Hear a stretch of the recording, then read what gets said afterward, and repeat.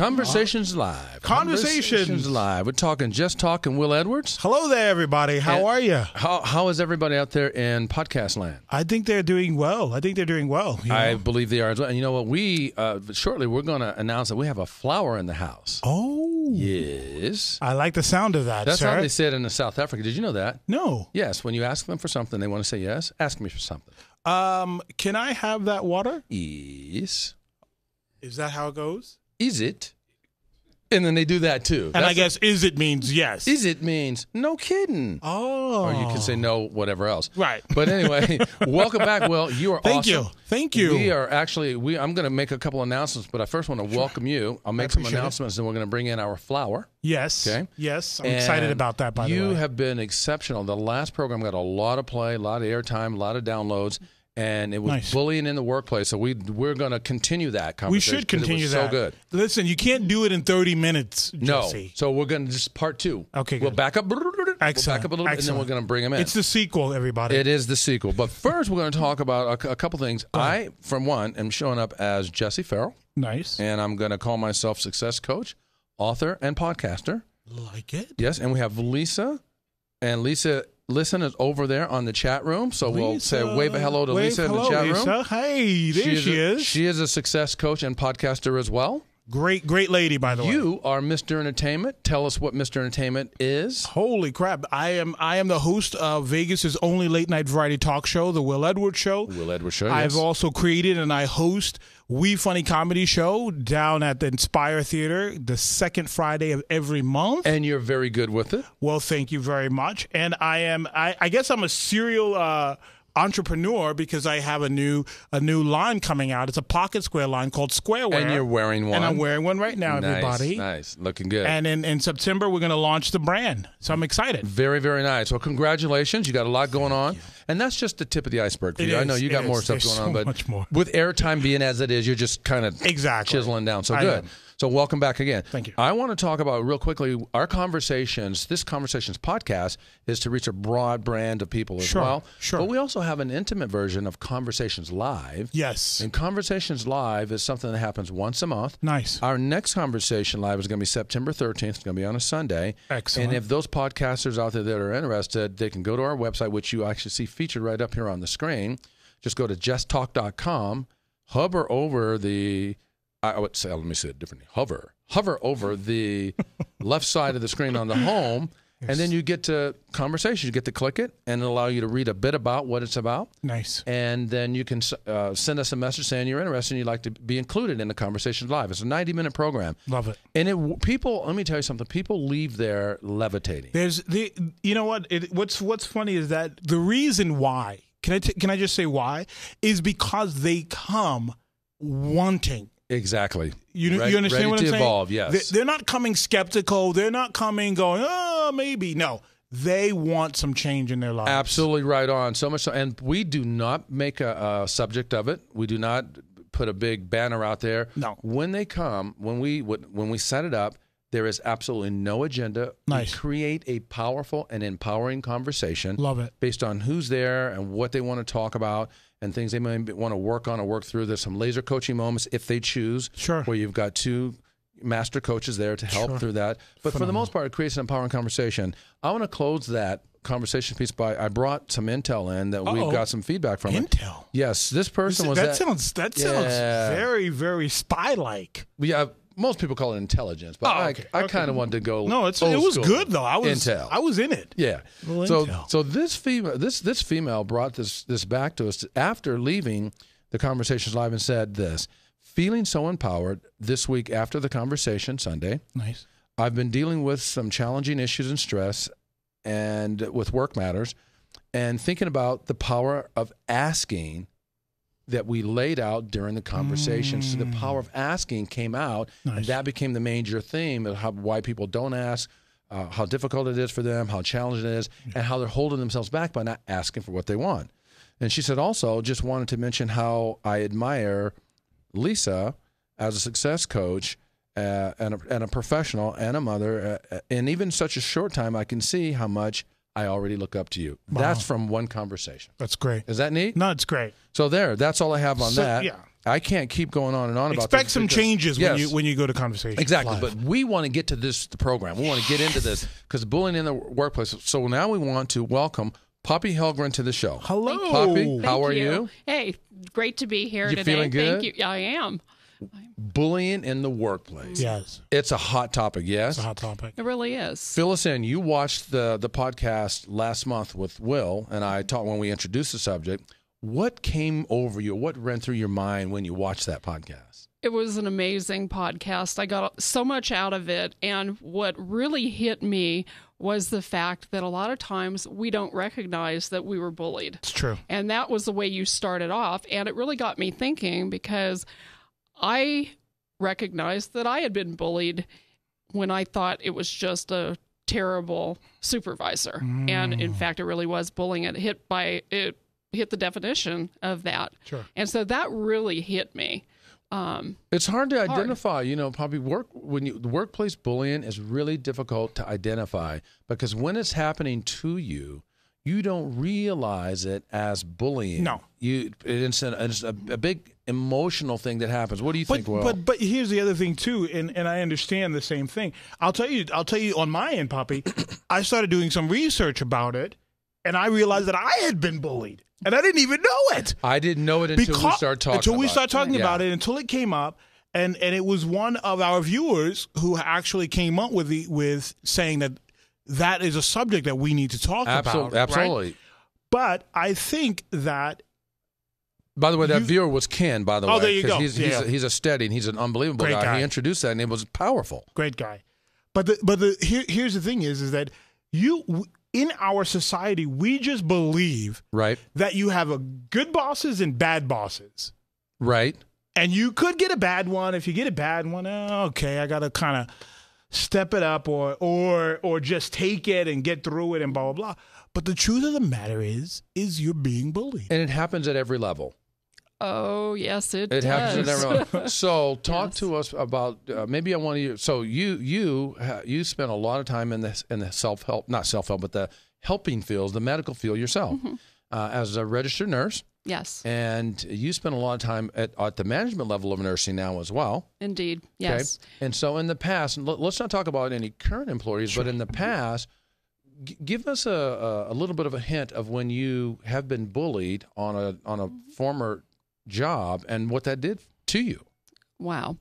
In the not too distant past, I was getting ready to go into a job I was very much looking forward to, being a director of nursing services. Okay. Here I thought I'd, hit a great job. Sure. And I was looking forward to finally, 30 years in being a nurse and getting into administrative nursing. And I was shocked when I'm going in there with a certain way of doing things. Sure. And I'm more of a nurturer and a mentor type of person. That's more of my management style. And shortly after getting into that job, all of a sudden I'm getting slammed by the administrator. But you don't even know why, because you're there to help. No, I thought I'm doing my job. I'm enthusiastic. I'm very much into it and committed to this job. Wow. And all of a sudden I'm getting slammed by this administrator. You call it being slammed. Probably harassment. Oh, gosh. Being harassed, being what else?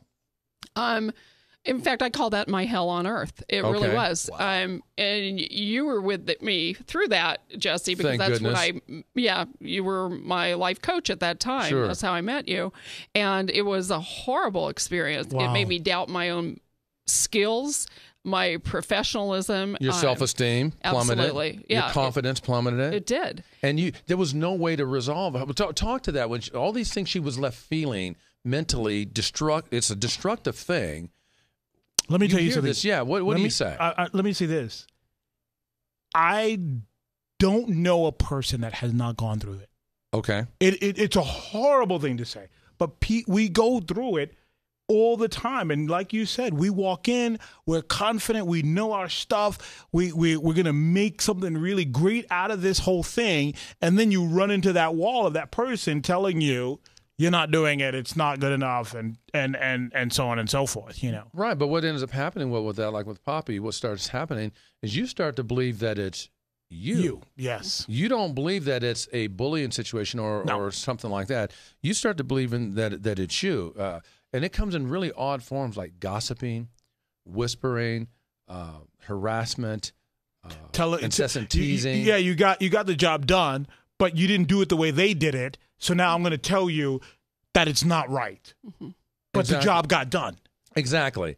And so this you're doing your job.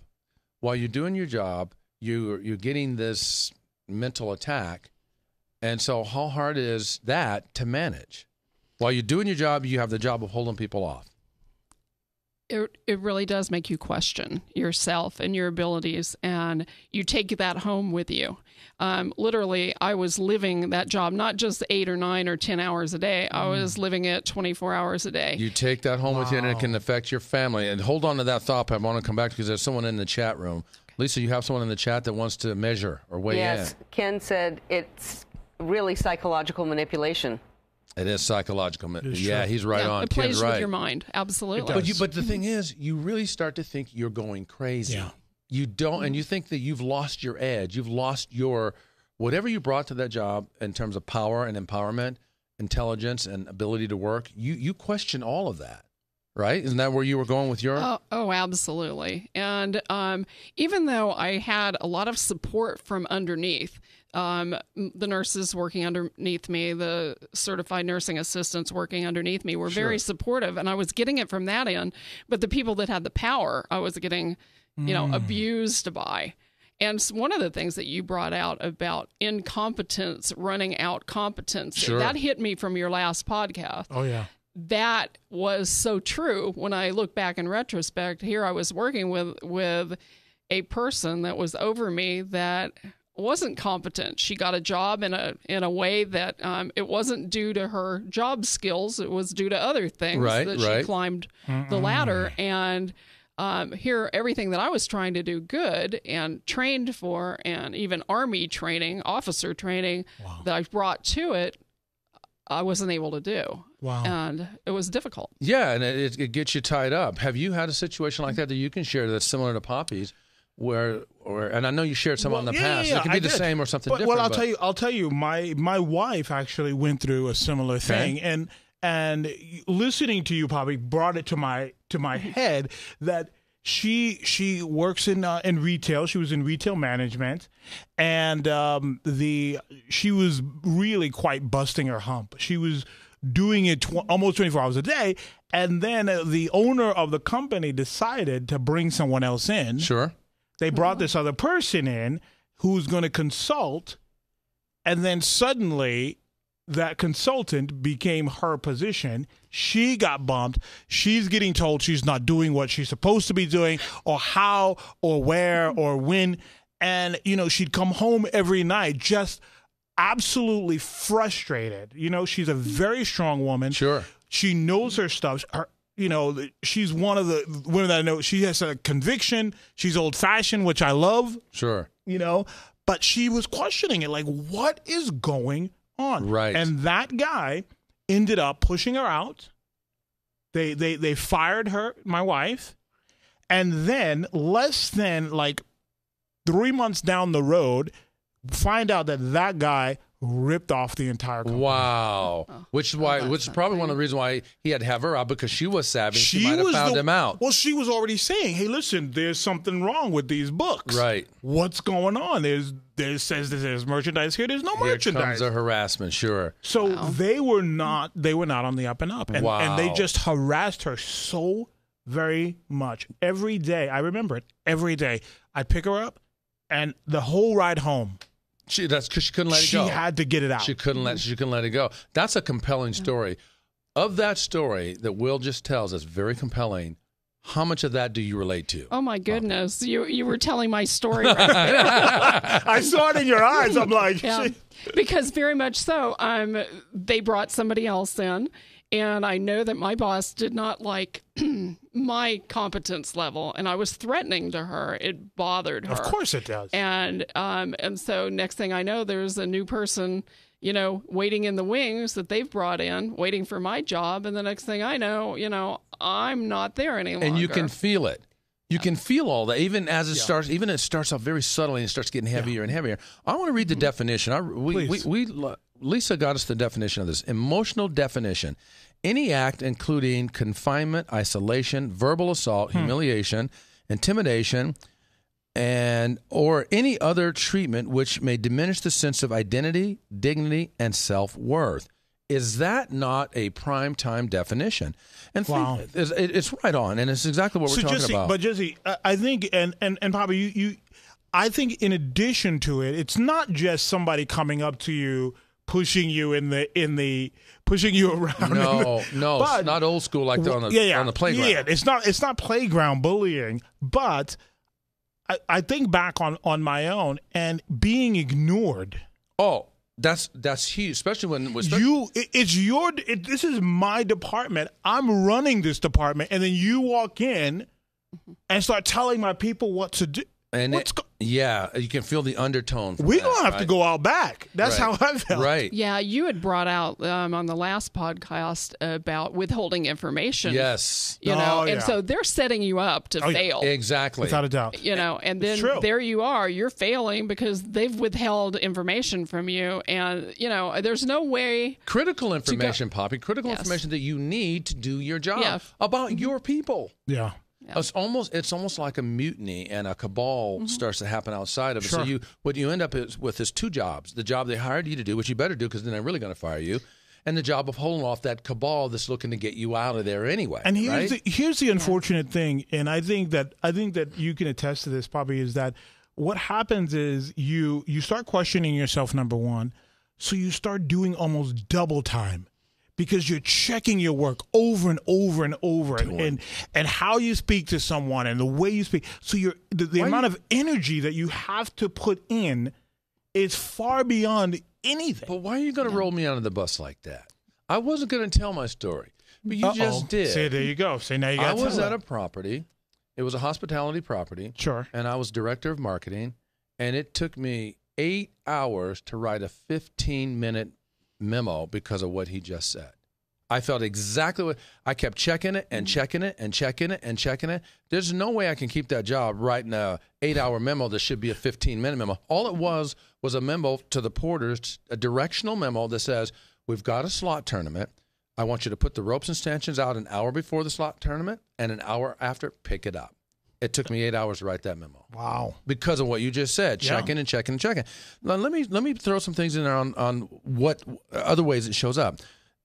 My notes say verbal yelling, name calling, nasty or rude remarks, social or relational, leaving someone out, telling someone not to be friends with someone else, spreading rumors, taunting someone, all these, being quiet. Oh, he's in the room. I'm at a meeting once at one of these other properties, still director of marketing, got subordinates underneath me. I made a mistake, and I mentioned this last time, and the assistant below me was going to go help me out to correct me, and my boss above us both says, shh, don't say anything. I can hear him say, shh, don't say anything. Where do you think my intelligence went when that happened? Where did my head go? Of course. Wow. Why? What are you talking about me for?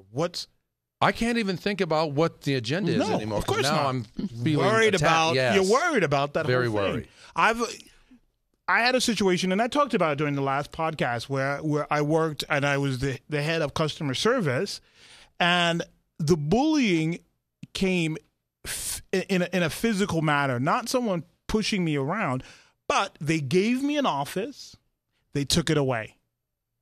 They gave me a desk, they took it away. Mm-hmm. They put me in a closet, no joke. Wow. Into a closet because and until last week, I didn't think that was bullying. No, you didn't. They were identify bullying. It. Right.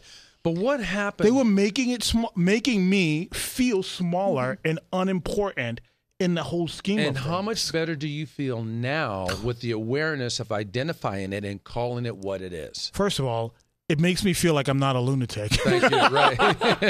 I'm not going crazy. Well, wait a minute. You are crazy. I am crazy. But you ain't a lunatic. You know what I'm saying. Exactly. Right.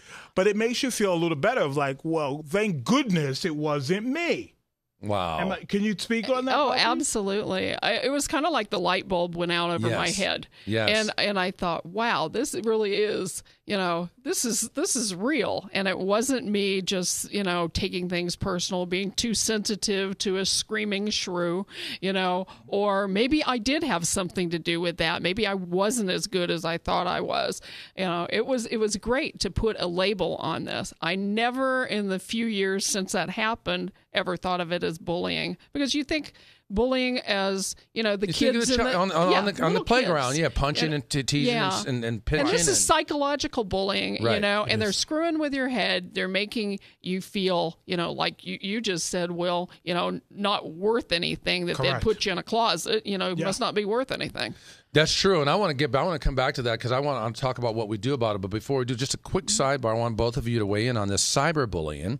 The use of electronic communication to bully a person, typically by sending messages of an intimidating or threatening fashion. That can bring people down too, don't you think? Of course. I mean, you see it all the time. You see it a lot with especially. I didn't grow up with the internet. Right. Me either. Right. We didn't grow up with it. No. No, seriously. We didn't grow up with the internet, so Right. we didn't have that added pressure. No. That a lot of kids growing up now have. They have that added pressure, but it can also be in the workplace as well. Huge. And the workplace is the worst place because that's where our livelihood is. That's how we feed our family. That's how we connect that life skills thing. That's how we the whole connection to life in terms of are we going to survive and all that. It's all tied up. So it's a lot riding there. So what do we do when you're in a situation like you were in, Poppy? What is the first best thing you can do when you know you're being bullied? Can I say one thing though, which I want to reiterate something that Poppy said, which I think is very important. Even if you're not in that job anymore, knowing that that's what happens releases something inside of you that gives you some confidence of like, oh my goodness, it's reconcililing is what it does. It's it's a balancing of the books. And that makes to you know feel that like tremendously. But it's taken a weight off of my shoulders to call it what it is. But you know what, Poppy? You invest in yourself, though. You've invested in Just Talk Coaching. And let's talk about bullying, and then we'll talk about further reaches of what it. Since you use your Just Talk Coaching to handle the most sensitive matters of your life, bullying being one of them, talk about on one of the former jobs when we start talking about what it was, how that start to aid or assist or help you get better.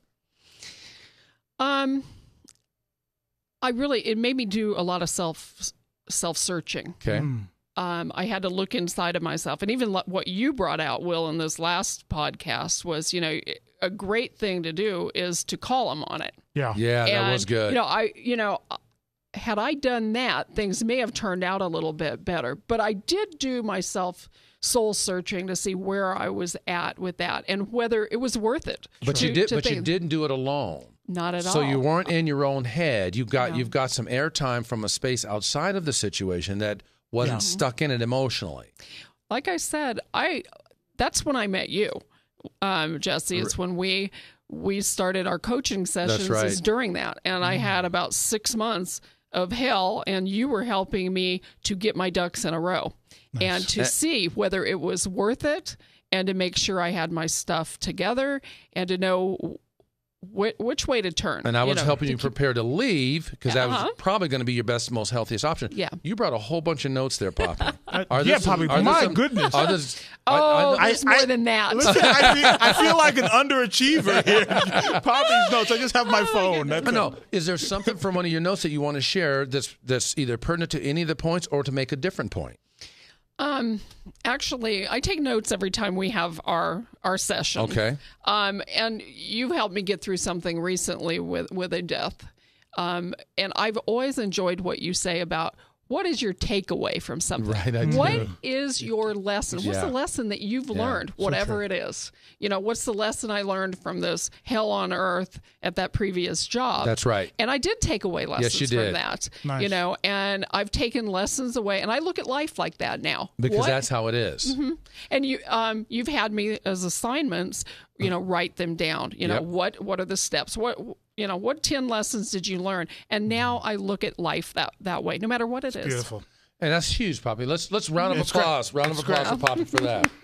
No, that's good. No, it's really, A lot really of people good. don't do that. And the reason why I like that you do that and you take it so seriously is because it gives you a chance to reaffirm the lesson and not be stuck with the loss. A lot of times when we lose in life, we stay in that loss space and we feel stuck terrible. and broken and it's hard to get up terrible. off the mat. It's terrible. But when you take the lesson away from the loss, they say whenever you lose in life, don't lose the lesson. When you take that lesson, you can live from the lesson. You can't live from the loss. Right. You've got to throw that loss away. loss has to go. It's gone. It's true. No matter whatever it is, whether it's a job or a relationship or It's true. any other situation that you have that you wanted something that doesn't get to stay with you. So the fact that you take good notes and you also enroll the stuff, the power of coaching is not purely in the coach. Right. It's also in the willingness and the desire to the person. You got to have a healthy want to. Yeah.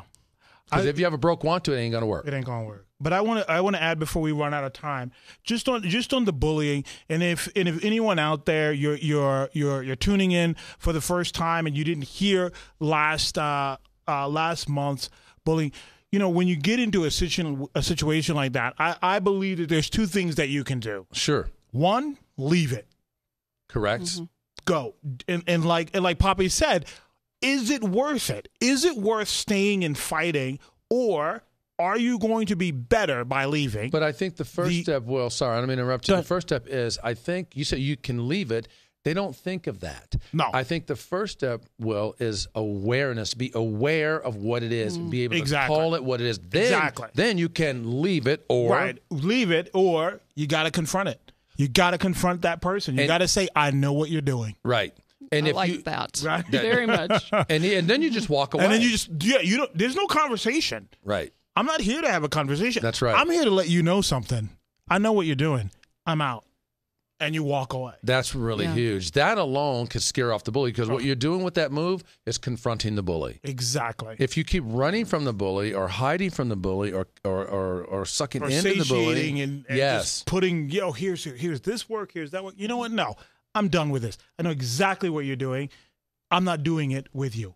Boom, you're out of there. Exactly. Yeah, Do you agree with that too, Poppy? Oh, absolutely. That's great. So what is the very best? I like Will's points on confront it or leave it.